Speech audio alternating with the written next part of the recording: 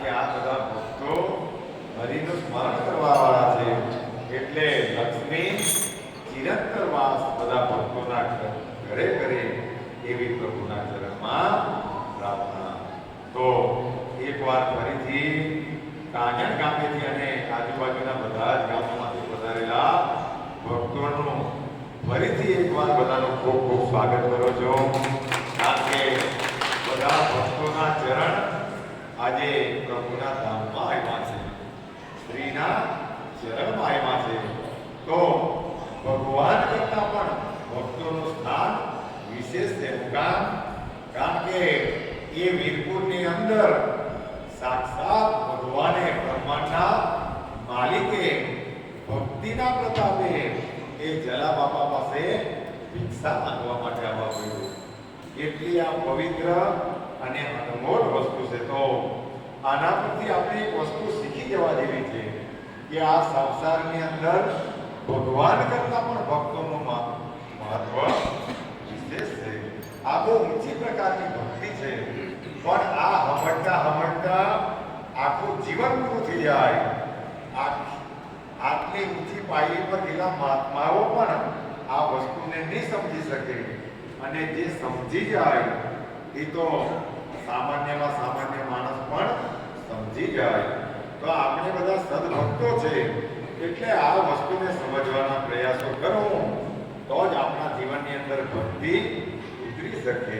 તો કાલે કાંજણ ગામની અંદર ગયા હતા અને આ બધા સદભક્તોએ ખૂબ ભાવ અને પ્રેમથી ગામે ગામના માણસોને જમાડ્યા હતા, બધાને પ્રસાદ ખવડાવેલો.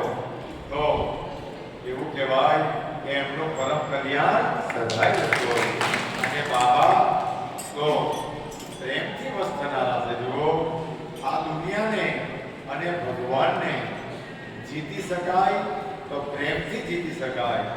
બાકી જે શસ્ત્રો લઈને જીતવા ગયા એના તો એક ક્ષણની અંદર ભગવાને નાશ કરી નાખ્યો. કારણ કે એનું સુદર્શન છોડી મૂકતા એને કઈ વાર લાગતો નથી. પણ ભગવાન હાયરા છે, એ વશ થયા છે તો પ્રેમને લીધે વશ થયા છે. તો જ્યાં પ્રેમ હોય ત્યાં બાબાને પણ આવવાનું મન થાય. ને તો જીવનની અંદર તકલીફો તો રહેવાની જ છે. આપણી કષ્ટી એ તો તૂટેલી છે, આપણી ભક્તિ તૂટેલી છે, પણ એ તૂટેલી કષ્ટીમાં બેહીને પણ ભગવાનની ભક્તિ કરી શકાય.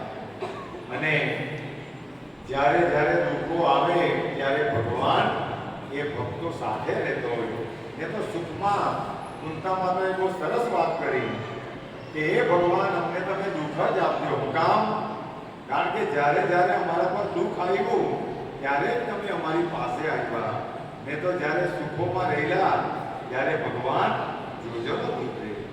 એટલે ભગવાનને આપણે પણ પ્રાર્થના કરીએ કે ભગવાન, અમને તમારી પર કઈ વિશેષમાં નહીં જોઈએ. અમે આ કરતા છે એ બરોબર જ છે. હું કામ? કારણ કે બહુ પૈસા પાછળ દોડ મૂકું તો ભગવાનની ભક્તિ ભૂલી જાઉં, અને માણસો ભગવાનની ભક્તિ ભૂલી જાય તો પછી તેનું પતન થાય. એટલે આ સ્થિતિની અંદર આપણને બધાને ભૂખ પણ લાગે. જુઓ, આ અમારા સાંઈ ધામના સેવાદળો ભક્તો ભગવાનની ભક્તિ કરીને ઘરે પણ કેટલા સેવા પણ કેટલા કરે, અને એમને ભૂખ પણ લાગે, એમને ઊંઘ પણ આવી જાય. કામ? કારણ કે ભગવાનની આ બધા ભક્તો પર વિશેષ અને રાત દિવસ અમારા સાંઈ ધામના ભક્તો રાત દિવસ આવા ભક્તો માટે જાગૃત રહે. એટલે ગમે એટલો મોટો કાર્યક્રમ હોય પણ આ બધા ભક્તો પ્રેમથી સેવા કરે એટલે ભગવાનના અજાર આપશે. એટલે એ કાર્યક્રમ સારી રીતે પરિપૂર્ણ થાય. અને વિશેષમાં એક આનંદની એ વાત છે કે શાયદ મહિના બે મહિનામાં શિરડી ધામમાંથી, બાબાના ધામમાંથી બાબાની ચરણ પાદુકા પંચલાઈમાં આવવાની છે. તો એ આપણા બધાનું બહુ સદભાગ્ય છે. પણ જે દિવસે બાબા તારીખ નક્કી કરે એ દિવસે બાબાની કૃપા હશે તે દિવસે ચરણ પાદુકા આવે. અને એ સંસ્થાએ 50,000 માણસોની અંદર રસોઈ બનાવવા ગઈ છે, પણ એનું પણ પૂરો ભગવાન જ કરે. તો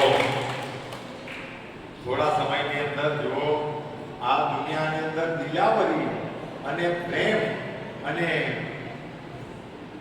બીજી અન્ય વસ્તુઓ તો અમે અમારા વડીલ મુરબ્બી એવા અમારા પંચલાઈના ભીષ્મ પિતા કહેવાય એવા જયંતિભાઈ પરથી અનેક વસ્તુઓને શીખ્યા છે.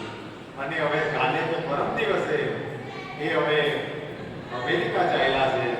તો જયંતિભાઈને વિનંતી કરીશ કે હવે આવતા વર્ષે આ ભક્તોમાંથી કોણ રહે અને કોણ નહીં રહે, તો એટલી તો વિનંતી કરીશ કે અમારા ભક્તોને કંઈક ને કંઈક તો થઈ જાય તો બાબાના ચરણ પાસે આવે.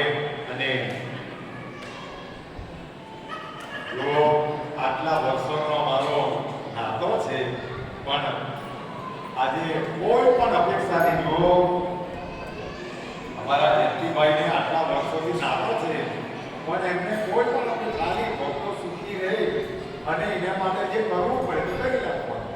તો આવો પવિત્ર ભાવ જેમની અંદર છે, તો બાબાને વિનંતી કરીએ. બોલો ગણપતિ ગજાનંદ કી જય. બોલો શ્રી સચ્ચિદાનંદ સદગુરુ સાઈનાથ મહારાજ કી જય. ભાઈને વંદન કરીએ. અને ભીષ્મ પિતા એ ભીષ્મ પિતા અને આપણો બાપ એટલે બાપ આપણને જે કંઈ કહી જાય, કારણ કે આવતા વર્ષે પાછો આવજે. તો વિનંતી કરીશ કે કંઈક ને કંઈક ભક્તોને ઓમ સાંઈરામ. હવે એમાં તો શું એ બધા લોકો પ્રેમથી રહેવો, પ્રેમ કરશે ઘડી બોલીને રહેવાશે. પછી કોઈની કુંડળી કાઢવી, સાથે વેર રાખવો એ બાપાને બી પસંદ નથી. એ તમે સાંઈ બાબાની જો ભક્તિ કરતા હોય તો આ બધા અવગુણો બધા શરીરમાંથી કે મનમાંથી કે દિલમાંથી બધામાંથી કાઢી નાખો તો જ તમારો ઉદ્ધાર થશે. ઓનલી પ્રેમ પ્રેમે જ તમને બધાને બંધાવે. એ જ બાપાને વધારે બધો પસંદ છે. નવેમ્બરમાં પાછા મળીશું.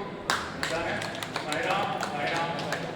તો ત્યાં સુધી જયંતિભાઈને વિનંતી કરીએ કે આપણો બહુ વર્ષોનો નાતો છે અને બધા ભક્તો પર પ્રેમ છે, એટલા માટે ખરાબ કન્ડિશનમાં પણ શિરડીમાં આવેલા એનું ઋણ હંમેશા અમારા પર છે. કારણ કે આવા ઋણને અમે કોઈ દિવસ પણ ભૂલી નહીં શકું. પણ આ સંસાર એ દુઃખ આપનારો છે, તૂટેલી કસ્તી છે, પણ એમાંથી જ આપણે બહાર પડવાનું છે. એટલે કવિઓ બહુ સરસ